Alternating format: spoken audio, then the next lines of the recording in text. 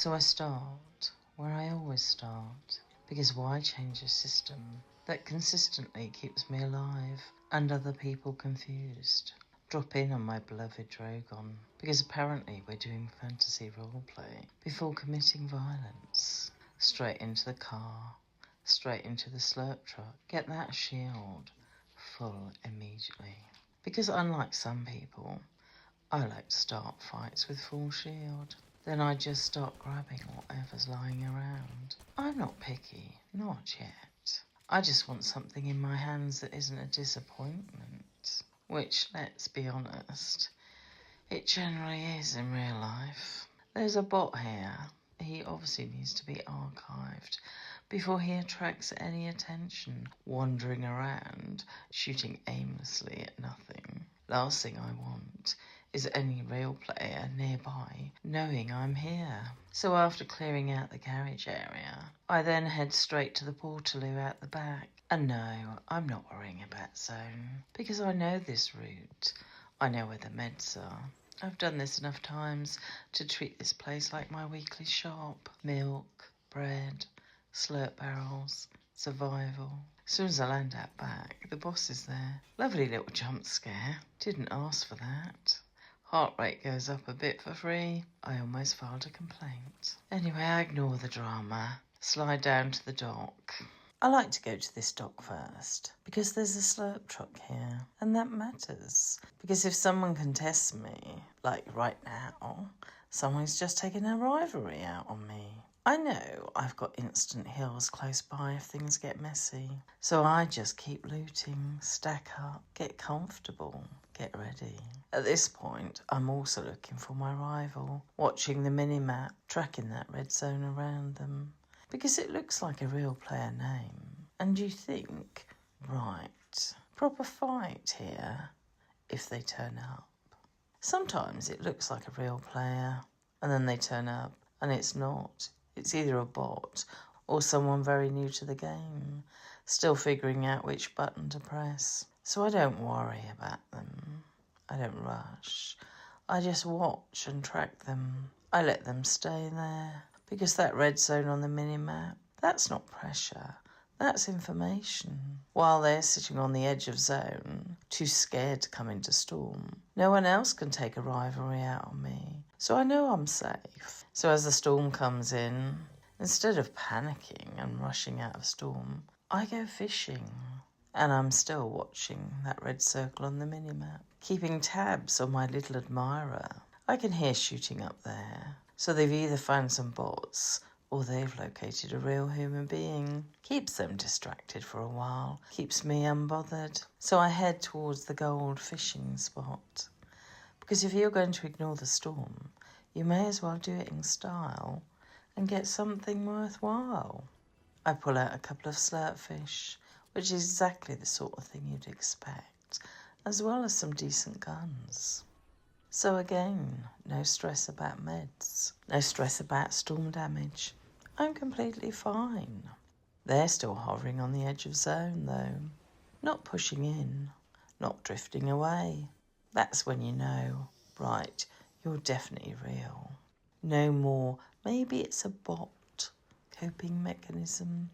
And this rival's actually thinking, which is more than what half the lobby do. So I take the bounce pad, rotate up to the portaloo, because I know exactly where that portaloo goes. Wonky land. And there's a med machine there, if I need it. Do I rush straight to it? No. I'm still looting, taking my time, still completely unbothered. And they're still sat on the edge of zone, almost perfectly lined up with me, waiting. And they're going to be waiting for a very long time.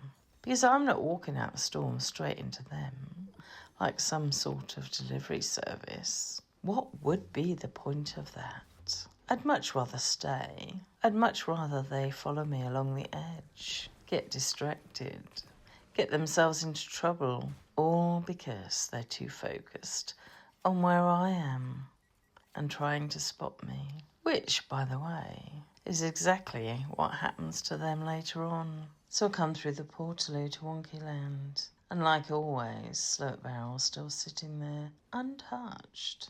every single time. I don't know why no one uses them. Probably because they require a few extra steps, which is clearly too much effort for most people. Quick top up on the shield, check the map, and yep, they're still there, still following along the edge, still emotionally invested in me. 1 minute 14 left on our arrival clock, and now they're coming right to the edge of where I am. So if there was any doubt before, there definitely isn't now. They are real. They are committed to a very poor life decision. Oh, I nearly missed an ammo box then. That would have been criminal behaviour. So now I decide to be rather annoying and evil, and I take the Portaloo and go straight back to where I come from. For no reason other than psychological warfare.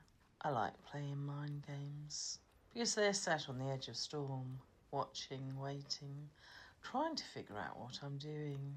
And now they've got to question their entire game plan. They've wasted most of the game watching me and not getting their loadout perfect. I wonder what they're thinking, and that really tickles me. Don't ask me why.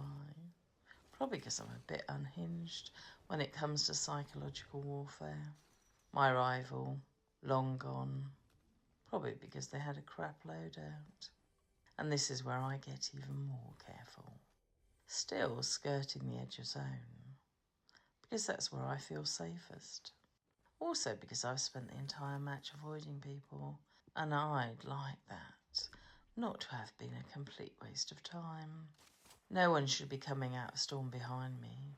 But let's be real, someone could be running away from some sweaty lunatic and accidentally end up behind me. So I keep checking occasionally. Still looting as I go, because apparently I cannot resist opening things, even in top 5. But I'm not thrilled with my shotgun. I'm not a fan of these pump style ones. I prefer something that doesn't expose my poor timing to the world. But it is what it is. So I settle in this tree, just watching, because I've got a good idea where everyone is. Sandy Strip. I hate Sandy Strip. Too many buildings, too many corners, too many opportunities for someone to sit there and ruin your entire game. And even if you win that fight, you're not winning the next one, because somebody else is around the corner waiting. That place, third party central. Now we're down to 4.